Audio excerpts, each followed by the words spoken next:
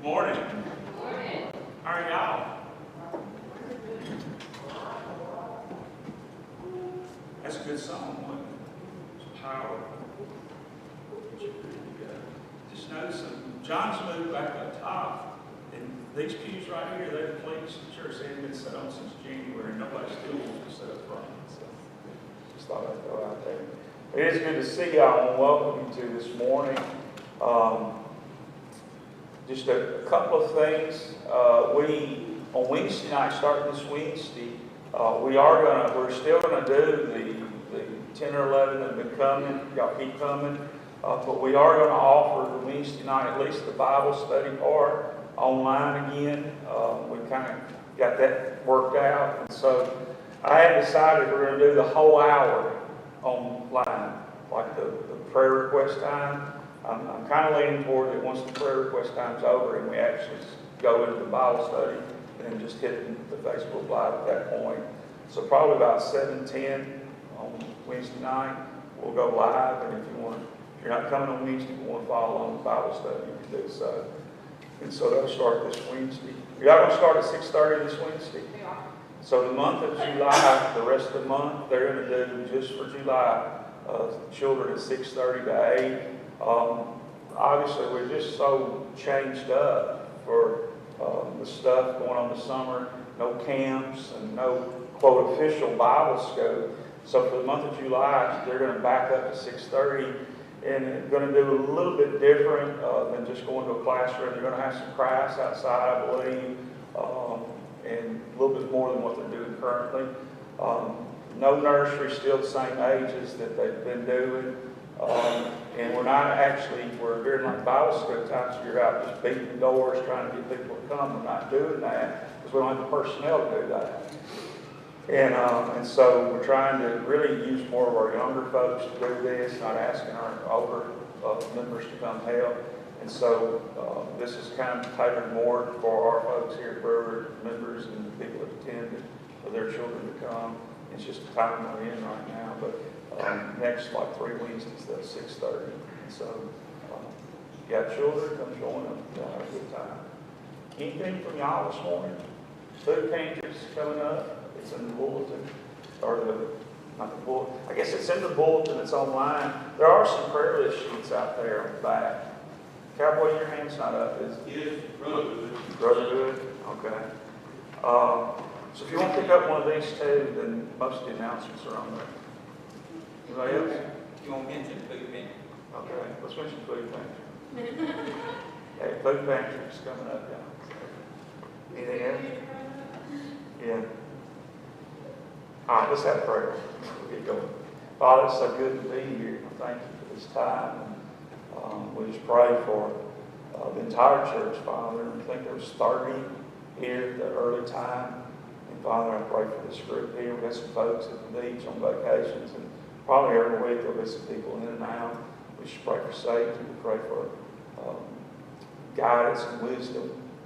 Deacons with me Wednesday, Sunday last week. And we're going to kind of keep this format going for a little bit longer. Pray for the services today. Someone's here doesn't know Christ. Pray that they would give their life to Him today, Father. We just praise You and thank You in Jesus' name. Amen. That's one thing. Deacons have even had a meeting Sunday, and for the next month, we're going to kind of keep doing what we're doing. I'm going to add on any other services as far as Sunday nights and stuff. So I want to remind you of that. And just we're at this point, like for the use of the church facilities for personal use, that we're just not going to be doing until these things get better. So the services like we're doing Sunday morning, what we're doing on Wednesdays, that's what we're just going to keep doing. We're not going to get back into any other services really for right now. And we'll see where we're at. So we just kind of want to remind you of that and keep checking Facebook throughout the week. If things change, that'll be our first mode of announcing. So, John. Yes, I posted that the Garners had been married so many years and had an anniversary. You can give condolences to whichever party you like. And they went to Belmar's for their anniversary celebration. Oh, anniversary celebration. Yes, great food. And then, John, I wanted to see you after church. and the lady in front of you, she had a birthday. Yeah, so. Deacon elections, John, remind me. Oh, yeah, deacon elections. last Sunday this month, I forgot. So my oldest child's a year old. That make me feel any younger. We're going to go to 209 in our new book for our first song. This is the day. I'm going to ask you to stand as we sing. We're going to go through it twice. This is the day that the Lord has made.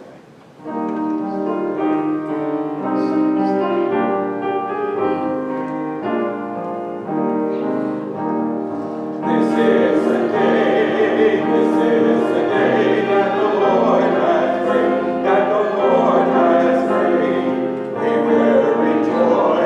We will rejoice and be glad in it, and be glad in it. This is the day that the Lord has made. We will rejoice and be glad in it. This is the day that the Lord has made. This is the day that the Lord has made, that the Lord has made. We will rejoice and be glad in it, and be glad in it. This is the day that the Lord has made. We will rejoice and be glad in it. This is the day that the Lord has made.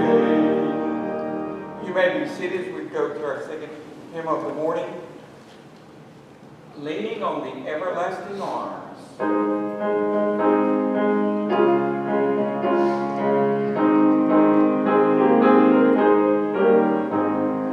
What a fellowship, what a joy divine, leaning on the everlasting arms. What a blessedness, what a peace divine, leaning on the everlasting arms. Leaning, say that's the Lord from all arms. Leaning on the everlasting arms. Oh, how sweet loneliness everywhere. Leaning on the everlasting arms. Oh, how bright the lamp grows amazing. Leaning on the everlasting arms. Leaning, say that's the Lord from all arms. Leaning on the everlasting arms. What am I to do? What am I to do? Leaning on the everlasting arms. I have blessed things with my hopes to be. Leaning on the everlasting arms. Leaning, say that's the Lord from all arms. Leaning on the everlasting arms. As you stand, as we sing our third hymn of the morning, tis so sweet to trust in Jesus. We're going to do it first, second, last. Tis so sweet to trust in Jesus, just to take Him at His word, just to rest upon His promise, just to know the simple Lord. Jesus, Jesus,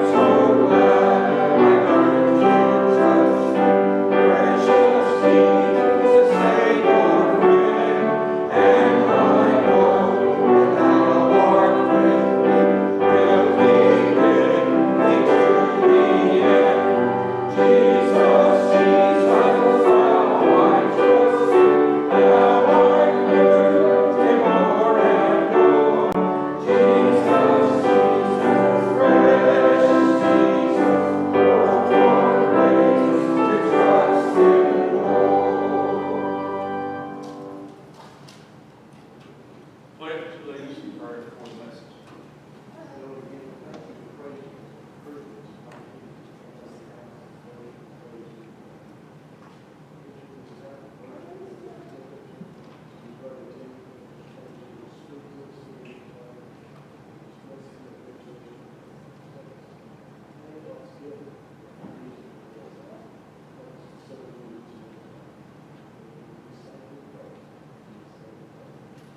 Amen. Thank you. Y'all can see it.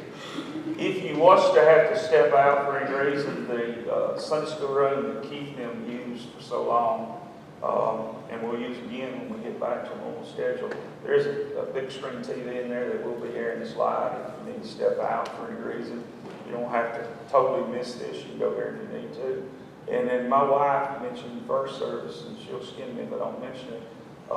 We've kind of been a little bit neglectful because of all that's been going on the Operation Christmas Child shoe boxes, and there's, I believe there's still a box back there, and stuff doesn't have to be touched for a while. So she had asked if you could bring some like little notebooks, coloring books, coloring pencils, something like that. Just put them in that box, and it'll be a while that has to be touched, and so it should be a safe way to do it. So she's wanting me to kind of emphasize that for the rest of the summer, so we can get hopefully a good number of shoe boxes by the time October gets here. I want to invite you to take your Bibles and turn to the book of Leviticus. The book of Leviticus, preaching already is taking a little bit of a toll this morning. The book of Leviticus, chapter 10.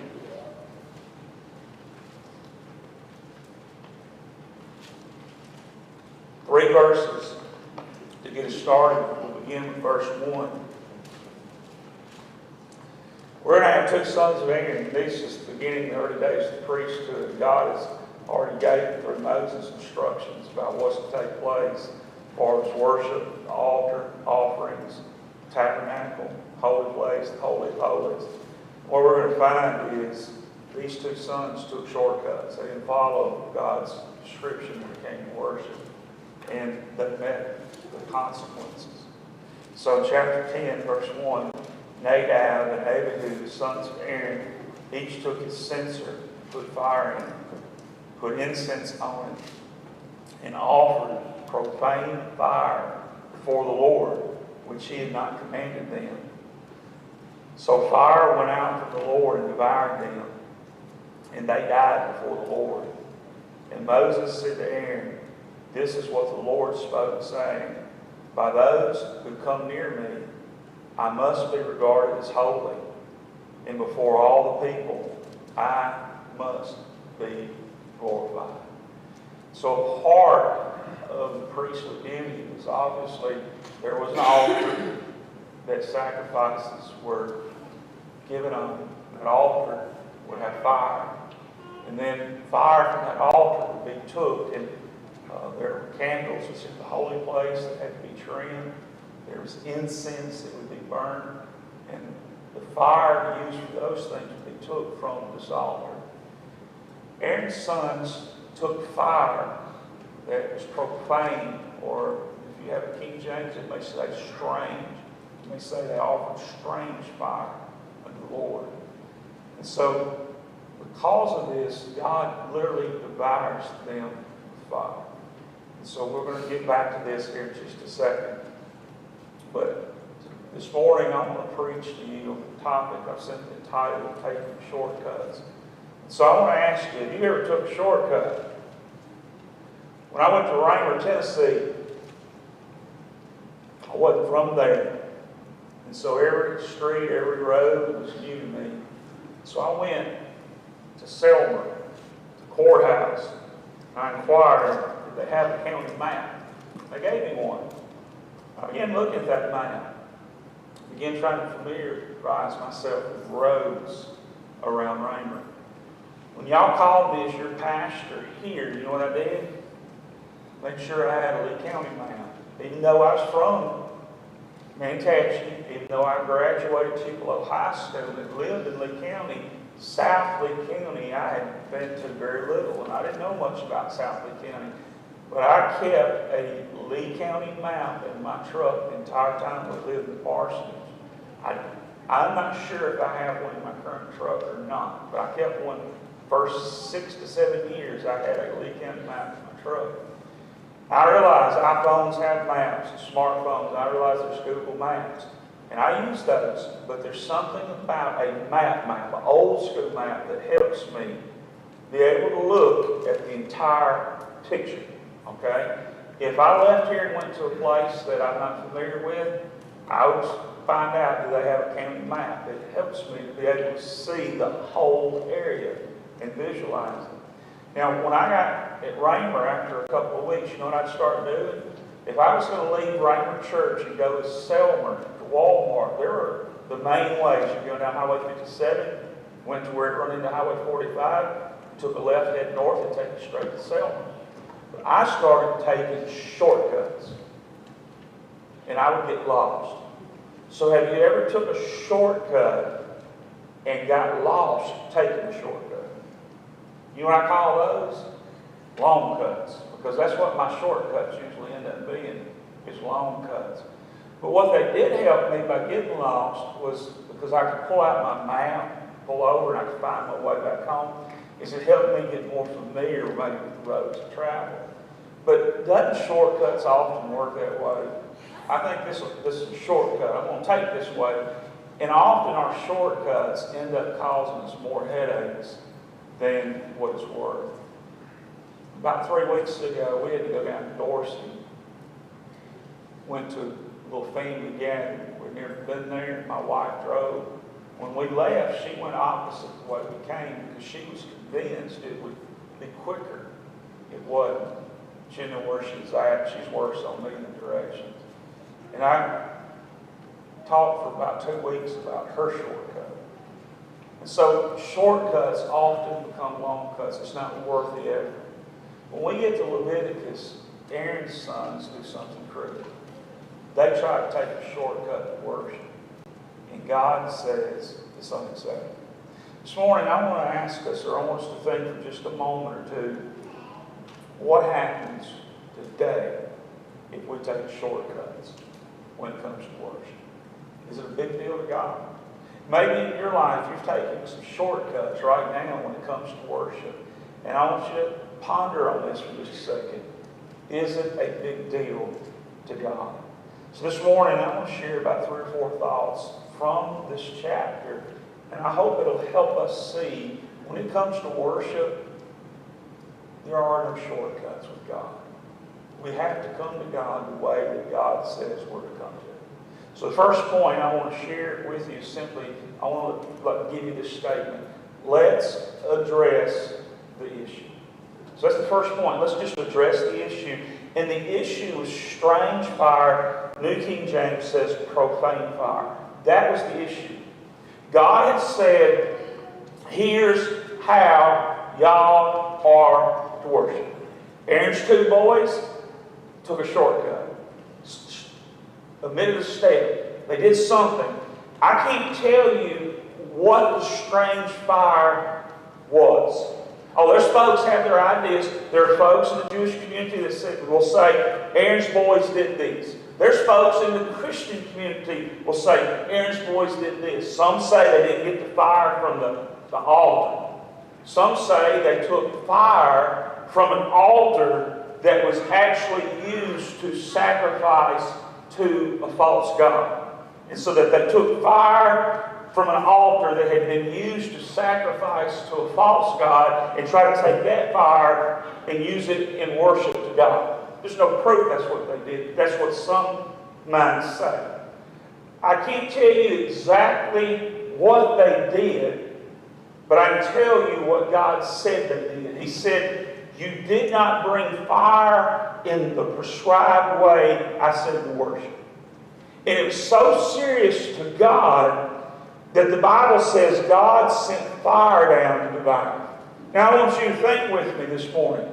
What if in our service, for every person's heart here this morning that wasn't worshiping God the way He says we're to worship, what if fire just started devouring throughout the sanctuary? Would the person next to you have to duck? Would the person next to you get a little scorched? or singed. Aren't you thankful God isn't sending fire this morning if my heart's not really prepared to worship? How many Sundays have you come in where, if we were being truthful, you or I were not prepared to worship? And God would say, you're offering me profane worship this morning. And so we have to address the issue, and God is doing that in these early verses. And can you imagine Aaron, the daddy, and how he responded? He didn't make excuses for his boys. He couldn't. So we address the issue, and we understand that these boys did not worship God. They took shortcuts. And we understand that we can't take a shortcut when it comes to worship. We can't take a shortcut when it comes to the atonement of sin. We can't take a shortcut when it comes to God's instructions and God's precepts. We have to follow and do what God said. So that's the first point.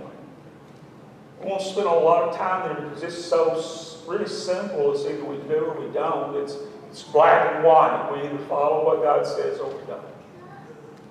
The second one we're going to spend a little bit more time in. And the second point this morning is simply this. Let's amplify the issue. We talk about what the issue was. But I want us to camp out in the second one by simply saying, or simply asking, was it really that bad? I mean, come on, Brother Tim. You know, they didn't quite do what God said. Is it really that bad this morning if I don't worship the way God says I'm to worship? Can it really hinder Brewer this morning? Could it really be bad for Brewer Baptist Church? So I want us to amplify a little bit. I want us to listen. I want us to look. I want us to zero in. I want us to focus and really look at it and consider. And there's three areas I want us to consider when we talk about amplifying the issue. The first area I want us to consider is simply this, the area of worship. I want us to first, let's look there why it was so serious when it came to the area of worship. And why there can't be any shortcuts. Why they were to take it serious and why we should too. Look back at verse 2. It says that the fire went out from the Lord and He devoured them, and they died before the Lord. Simply, when it says before the Lord they died, what it's talking about is they were in the presence of God. And literally, that is what worship is we're worshiping this morning. We need to keep in mind that as we come in the name of Christ this morning, we're in the presence of God. And we need to understand God's holiness this morning. As I was reading this passage, I looked at some of our Southern Baptist professors to see what they said about this. In other words, some of our professors within Southern Baptist life have wrote some commentaries. So I wanted to get kind of a Southern Baptist perspective. Not that there are not some non-Southern Baptists that have some solid views, but I really wanted to kind of keep it close to the breast this morning, keep it close to home. And one of our seminary professors did an article on this. And he noted this fire coming down. And he said that in the Old Testament, 12 times you'll find that. And so I began reading up on it, trying to understand it a little bit better. And he said that 12 times in the Old Testament you'll find God raining fire down, either on objects or people. 6 of the times that God does it, it's like here, where God's raining down judgment. And He rains it down on an individual or on people, and they're just abiding. And so we would really understand those 6 times they had to be doing something that God wasn't pleased with. 6 times when God done it, He was responding to His approval of something. I'm going to give you an example. One that you're familiar with, maybe you hadn't thought of just yet. Do you remember when Elijah challenged the prophets of Baal, built the altar, dug the trench, said, fill it with water, and water was running all over, and Elijah cried out to God, and God hear him and answer? And so Elijah did it right. And the fire came down, consumed the sacrifice, licked up all the water. And that was God agreeing with Elijah's worship and setting the stage for all of Israel to see that God was true. So there's a case where the fire was responding to someone's worship. But the point is, in all 12 times when God responded with fire, it was always connected to worship. 6 times it was God refusing, rejecting, and judging worship, like here in Leviticus that we just read. 6 times it was God responding and accepting worship, like with Elijah. And so our scripture text reminds us that God can and God will judge improper worship, that there's just no shortcuts when it comes to worship. Today in church we might say, well, Brother Tim, that's all in the past. That's in the Old Testament. That doesn't apply to Brewer this morning. But when Jesus was asked about the greatest commandment, Jesus, let's just cut to the chase. There's so many of them. Jesus, if you could say there's one commandment that's greater than all of them, Jesus, what's that commandment? You remember what Jesus said? Love God with all your life, heart, soul, and mind. And what Jesus is saying there, literally, love God with everything. Worship God. Later, Jesus would say that God's Spirit, and those that worship Him must worship Him what? Spirit and truth. And so when Jesus really summed up everything for the church, He brought it back around to us worshiping God. So when we really want to look at the issue in Leviticus 10, it's not just an Old Testament issue. It's a church issue that worship's important to God, even during the pandemic. But there's a second area we need to consider. It's the area of Christ, or the area of the cross. Here's where we get to why I think this was so serious to God. When it came to the tabernacle, and that's what we're talking about in Leviticus more, because the temple wasn't even built yet. But when it came to the tabernacle, I believe everything around that tabernacle, everything about that tabernacle, everything that went on in that tabernacle was an Old Testament picture of Christ and Calvary. It was a lesson that when they saw it there in the Old Testament, it was pointing them forward to the Messiah, to Jesus. And when they took strange fire, not the way God had prescribed, what they were doing was giving a false picture of Calvary. Brother Tim was just fire. What took place at the altar where the fire originated? The altar was where sacrifice was given. The altar was where sacrifices were burned. The altar is where the blood was spilled. And so the altar was a picture, and that fire at the altar was a picture of grace, where God took and recognized the shedding of blood for remission of sin. The altar and that fire was a picture of God's judgment of sin, His justice.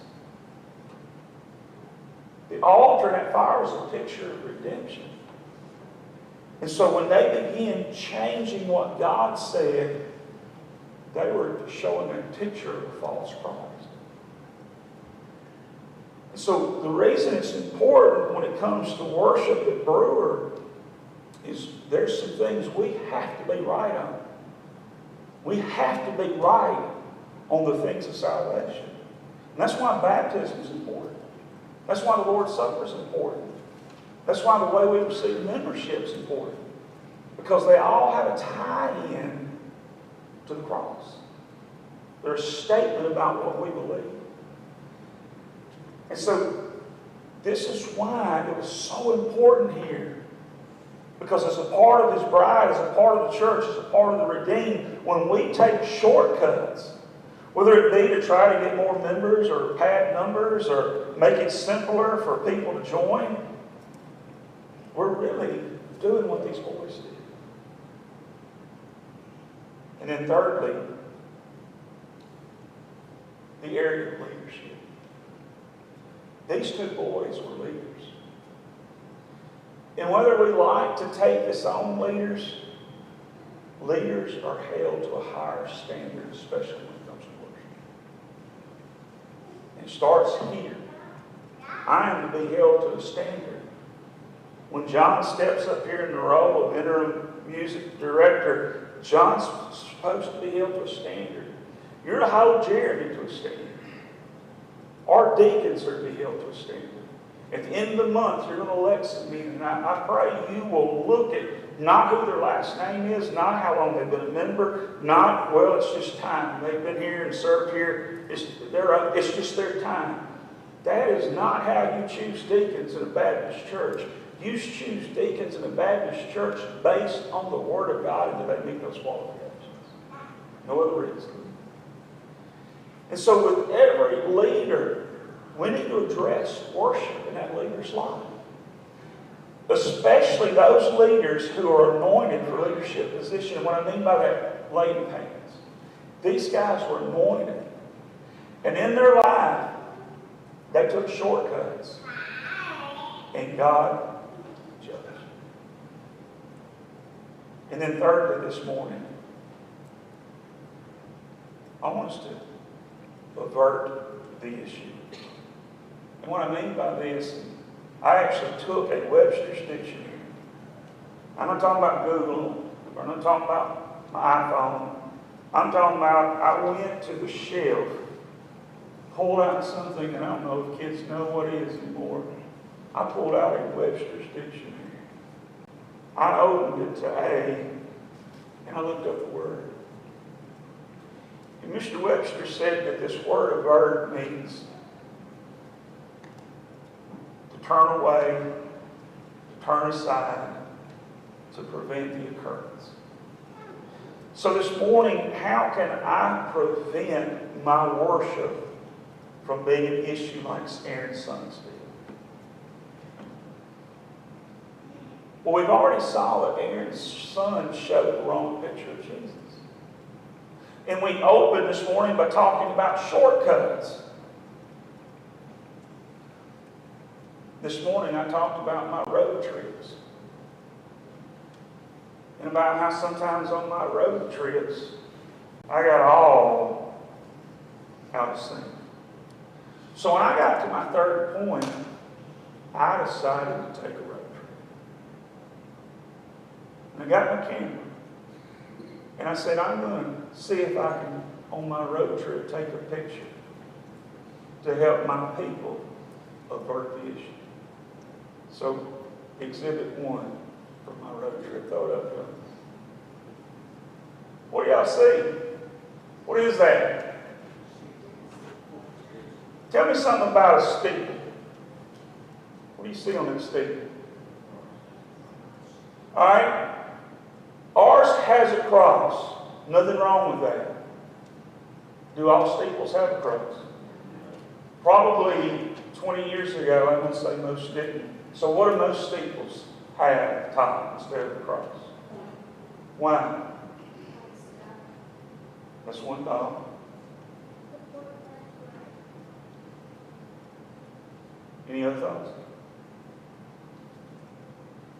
What's the base? Where's it widest at? Top or bottom? Where's it narrowest at? The idea of the steeples at the base is the church. As the church goes up heavenly, and you can point to God. It's the idea of pointing to Jesus. And as the church gets closer to Jesus, the narrower we get in our picture, and the more we get toward Him. So this morning, as a church at the base, we're dealing with a broad membership, new Christians, people on as far in their walk, backslidden Christians. In our journey on earth, the closer we get to Jesus, our goal at Brewer is we're pointing not as much on Brewer people, Because our journey, we're pointing more singly toward Jesus this morning. So how do we avert? Thank you, John. How do we avert? It is not a bad touch to cross at the top, because that is our goal. We want people not looking at Brewer and people at Brewer. We want people, when they see Brewer, we want people to see the cross. We want people to see Jesus. And so the cross at the top is a good touch, because that's our end goal. So to avert what Aaron's sons did, our goal of worship is to point people to who? Jesus. That's our goal. And that means it's not about me. It's not about you. It's not about what I want. It's not about what you want. We come in Sundays and we say, let's point them to Christ. And it begins by me saying, God, help me not focus on me near as much. Help me focus on you. At verse 4 of this passage, we're told that Moses called Mishael and Elzaphan, who were sons of Aaron's uncle, and said, come near, carry these brethren from the sanctuary out of camp. What this means is that Aaron and Aaron's other sons, they could not carry these burnt bodies out. Aaron wasn't allowed to go near it. His other sons weren't allowed to go near it. And the reason was because the priesthood couldn't go to these bodies, because then they would be defiled. They would be declared unclean.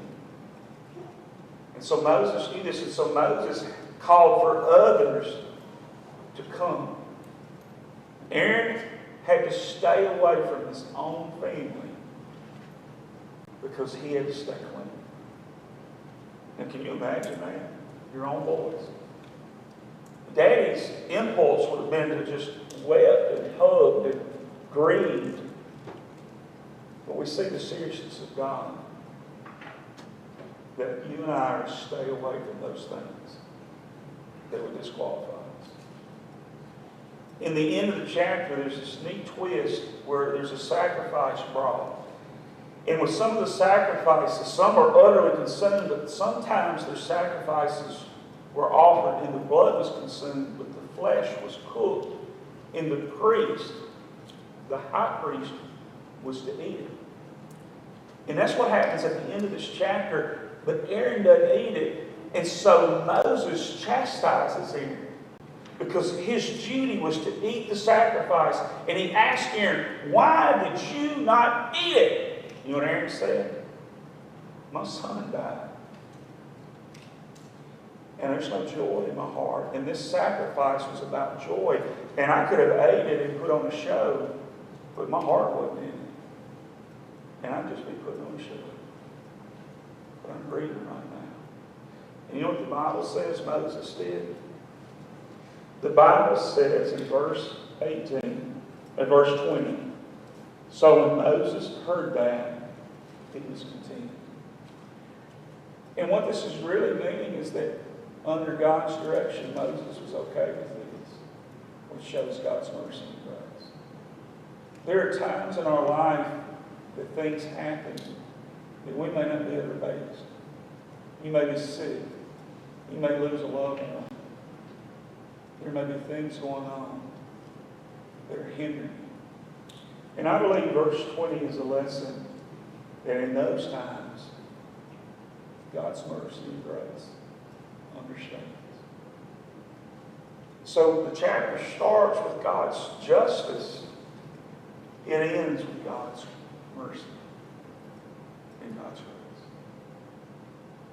Leviticus is usually the chapter we skip over because there's some dry stuff there sometimes. This chapter is one of those chapters that teaches us how to worship, how to stay pure. But it even shows us at the end God's grace.